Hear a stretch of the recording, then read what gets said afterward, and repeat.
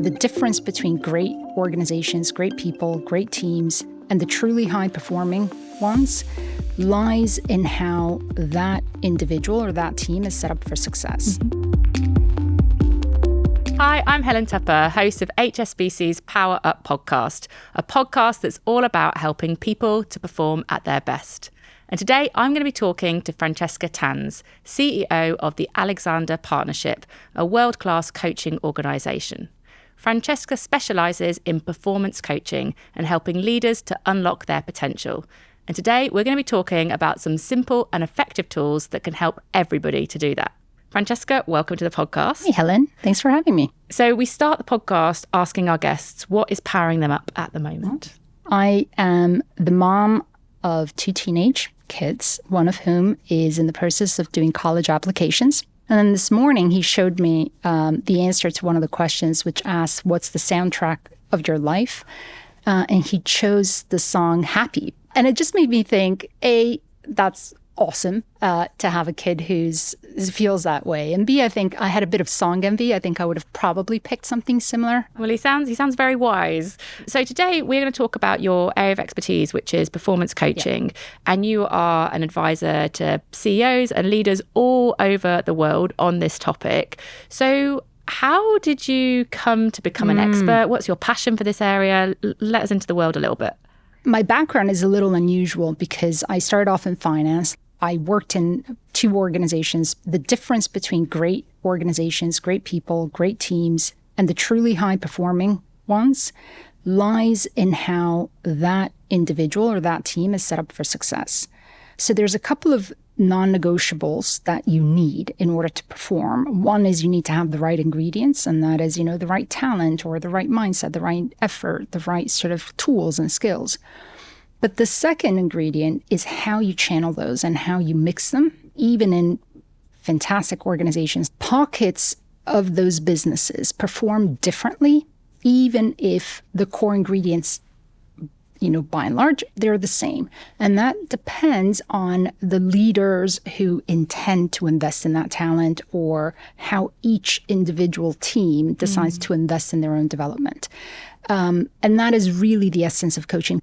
It's really interesting, actually, because I've seen some work around like high-performing sports teams, for example, and it doesn't matter if everybody individually is a star. It doesn't necessarily mean the team is amazing. So it's quite interesting how you talked about it's not just about the ingredients, it's about how the ingredients come together. So what is performance coaching then? Coaching conceptually is a broad topic. Everyone's heard of sports coaching, life coaching, career coaching. They are aimed to set people up for better success, right? So they're meant to sort of help people unlock their potential. Performance coaching is almost a little bit of a subset of the coaching discipline that really focuses on very specific outcomes and works with that individual to really help them unlock what we were saying before, that extra 1 or 2% that has a material impact on how they show up and how they perform. Over time, when you work with a performance coach, you really ought to be seeing your overall impact and performance significantly shift. And do you think that people have pivotal points in their career where it becomes more relevant? They've gone into a new role, for example, or they've returned to work after a period of absence, and that's when it matters? Or is it more of a constant for people? I think actually sometimes the trigger can be a change in context. Sometimes it's a difference in the perception of self. Sometimes it might be external circumstances. And again, what performance coaching aims to do is go in and actually identify that source, whether that is an external or an internal source, and then works with the individual to try to reduce that interference. We even have an equation for it. And the equation goes performance equals potential minus something. If we were all able to perform in line with our potential, then that would be us being the very best we can be. But that seldom happens. And there's almost always something that gets in the way. And sometimes it's tiny things, right, which we rarely notice, but sometimes they become significant interferences. And so what we try to do in performance coaching is we really go in and we try to nail that something, because there's no point going into solution mode and action if we can't first diagnose what that something is. And the way that we go about it is we take a step back and we first observe what's going on. We can do this with ourselves. We look at the symptoms of what's happening. And then the next phase is we really try to understand the root causes. And that is a phase of exploration. And it's all about questioning, and it's all about uncovering what lies a little bit beneath. And that's where we usually sort of get a good sense of whether, to your point, the interference is something external or maybe it's internal. And once we have that level of clarity, only then do we go into solution mode, right? And that's sort of the treatment phase. So if you think about it in a 3-step process, the symptoms, the diagnosis, and then the treatment. So it's almost like following a medical model, so to speak. It's so interesting. I've got so many thoughts, Francesca. My first thought is, let's say I'm feeling really overwhelmed at work. Yeah. And so I go straight to solution, which is I need a new to-do list. Yeah. I need a new framework to make my work more manageable. But actually, to your point, going to solution first isn't the answer, because we haven't unpicked the something. We don't know, maybe there's something else going on that's getting in the way. Maybe we need to look at why I feel like I have to say yes to everything. So, and that's spot on. That's exactly what happens. So there's 2 things that happen. The first thing that happens is that we forget the something. And that's actually step 1, because a lot of the time when we don't think we're performing well, we begin having questions about our potential. And we start, questioning ourselves. We start losing confidence. We start, thinking about imposter syndrome. There's plenty of that going on. The first step is to say, well, actually, hold on a minute. Let's first see if there is a something, okay, that is getting in the way. So it's not about your potential. It's about something that's getting in the way of that potential. That's phase 1. And then phase 2 is to say, well, let's not be superficial about that something. Actually, let's not make assumptions and let's go and find out, because we can't treat what we don't diagnose well. Normally, if you wanted to have a really practical approach to it, usually there's 3 root causes that cause the interference. To number 1, it's down to clarity. Often we think we're clear, but we're not. Or our managers think they've been clear with us, but maybe something's gotten lost in translation, right? And what we find that is probably the dominant cause. The second big bucket lies in what we call sort of capability. Do you have the right resources? Do you have the right skills? Do you have the right understanding? Do you have the right data? Do you have the right people in your team? So it might be that my potential is extraordinary, but I just don't have the right ingredients to be able to live up to that potential. So being able to diagnose that with clarity usually fixes most of the issues. And then if it's neither of the 2, then it's usually about motivation, energy, excitement. It's about regaining that sense of connection and excitement about and purpose, right, with what you're doing.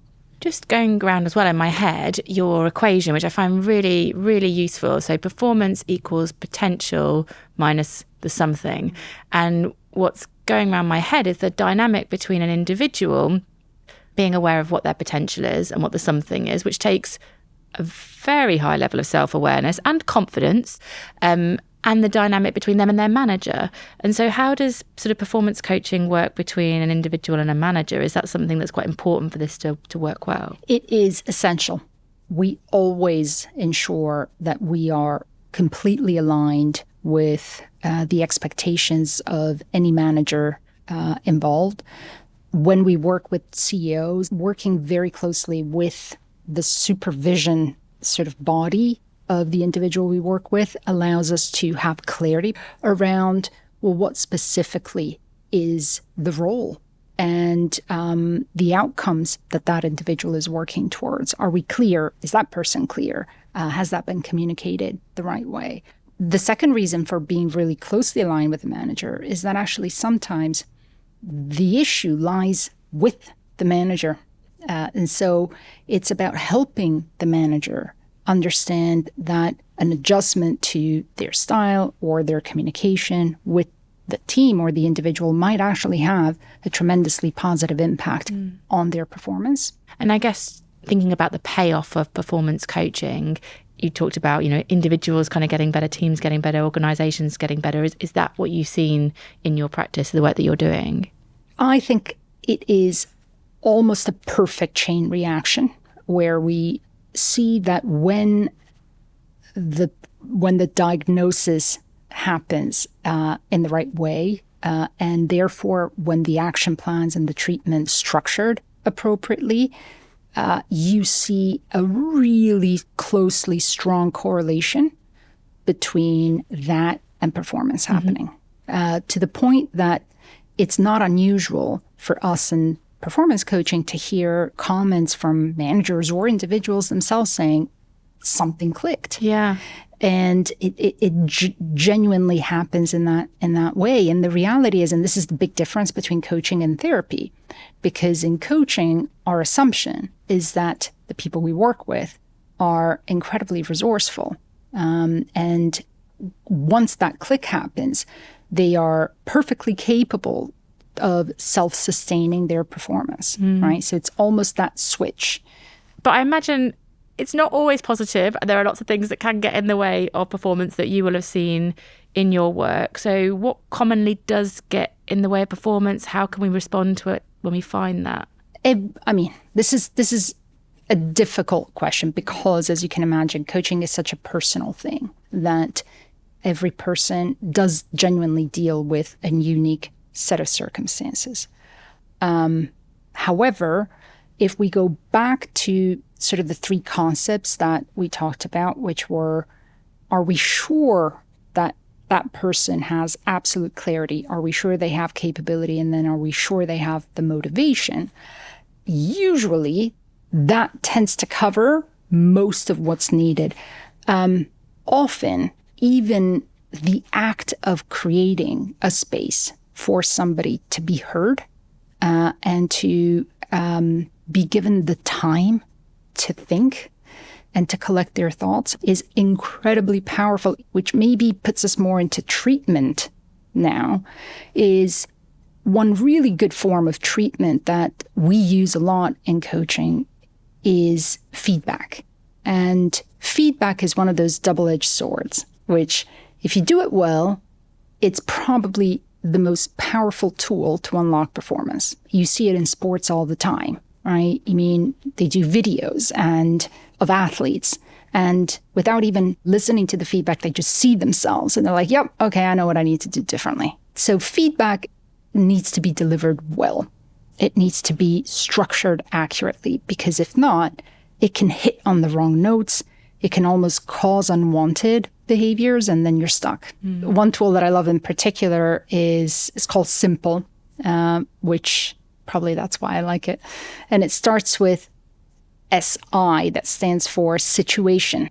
And so great feedback starts with being really clear and specific about what and when you're giving them feedback. It can't be vague. It needs to be something very specific.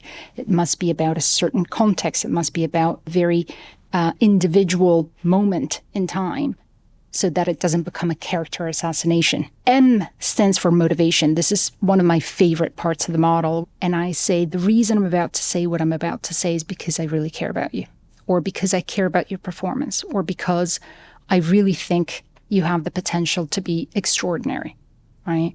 As opposed to just giving the feedback, and that's very differently delivered. P stands for perspectives.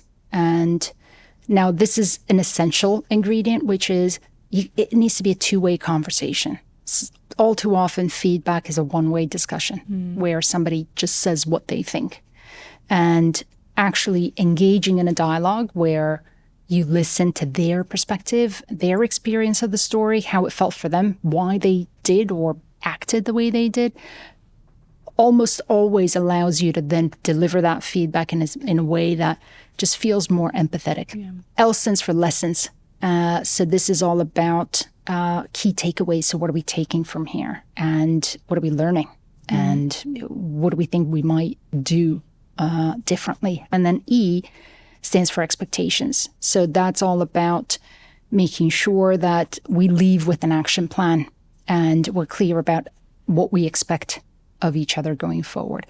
And it's a really simple method and tool that when I think about how often performance is unlocked simply because we take the time to structure feedback and deliver it in a way that just lands well, that's thoughtful, and that's not generic. I like the whole model, I really do, but I really like that bit at the end about expectations, because often I talk to people and talk to me about feedback and what's worked for them and what's not worked for them, but they'll say, oh, it just felt like a bit of a nice chat, or nothing changed. So you know, that ending with expectations is such a nice point of clarity, which then goes back into your point around how important the clarity is for everybody. You know, as I was listening, I was thinking, you're so right.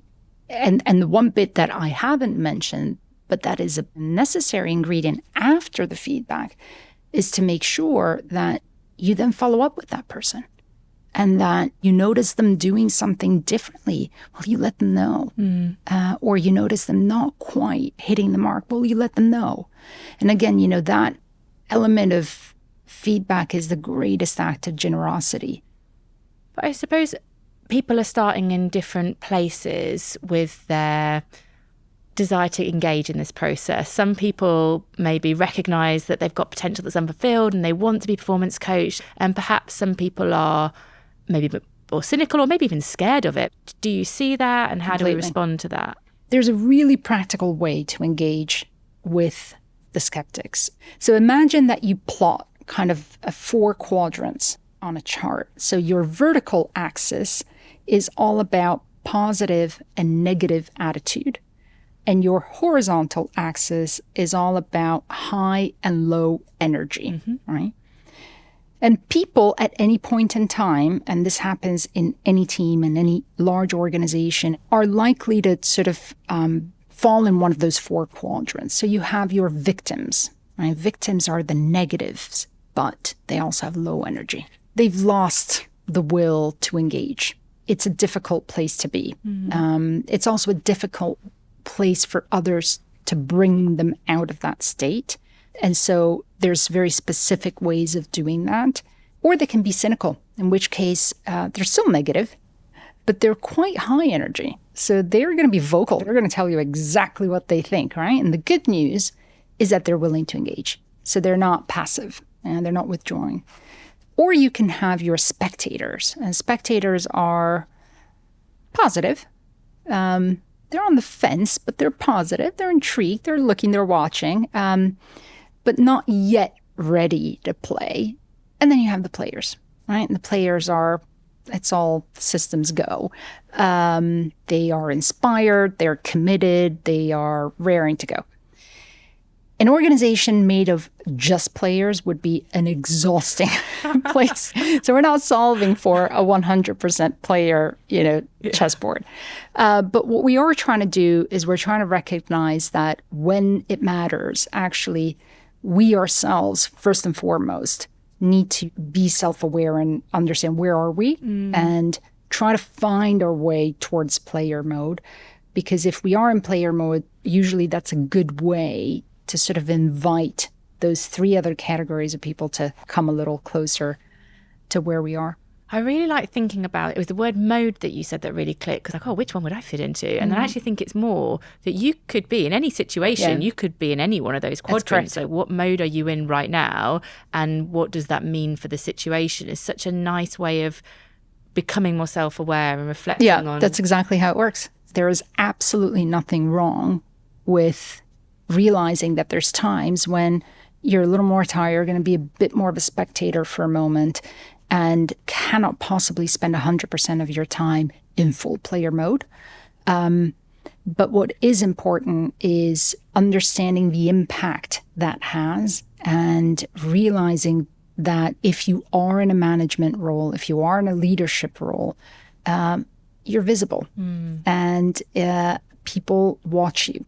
Moods are one of the most contagious things in the world. So whatever choice you make, A, be aware, and B, sort of decide what you're trying to achieve. If you notice somebody who's more cynic, the most effective way to tackle that is, number one, give them space to be heard.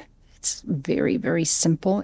Number two, make sure that they are clear, capable, and motivated. By the way, that's also true for the spectator and the victims. If they're not quite clear, or if they don't have the tools, or if they don't feel the excitement, then guess what? They will be in that zone, right? And there might be something that either you can do or somebody else in the organization can do to really flick that switch. And I think that actually almost always does the trick. I like that point as well. There might be something that you could do or someone in the organisation can do. I guess the more people who have this skill, the more we all help each other with performance. If you took that to a really broad level, and if most people in an organisation realize that there is an opportunity to play more of an enterprise coach role, you become coach to others. You are the person who gives them that gift, right? Of time, of space to think, of motivation, of clarity. The compound impact on the overall business and organizational performance is extraordinary. And the reason we tend to focus on the very top of organizations is because that's where it all begins. And the knock-on effect kicks off from that layer of leadership exhibiting those behaviors and so on and so forth. I think that enterprise impact is a really powerful way to kind of end the conversation. If you were to summarize the conversation in 3 things that you would want the people that are listening to take away, what do you think the most powerful things would be? So number 1, use the performance equation. It is a really, really helpful tool that allows you to be very diagnostic about what might be getting in the way of performance. So use it. Number 2, when you're wondering if you are not quite hitting your potential, ask yourself, is it about clarity? Is it about capability? Or is it about motivation? Chances are that the answer lies in one of those 3. And then number 3, use feedback. And give feedback well, ask for feedback. It is probably the most powerful tool to unlock further performance when used well. I feel like I can squeeze in one more. So let's do one good. easy action that people can take after listening to today. I would probably say, ask yourself what you can do to step into player mode and how can you invite others around you to come a little bit closer with you in that zone. Brilliant. Francesca, thank you so much for the conversation today. I've really enjoyed learning from all of your wisdom. Thank you, Helen. It was great. Thanks for having me.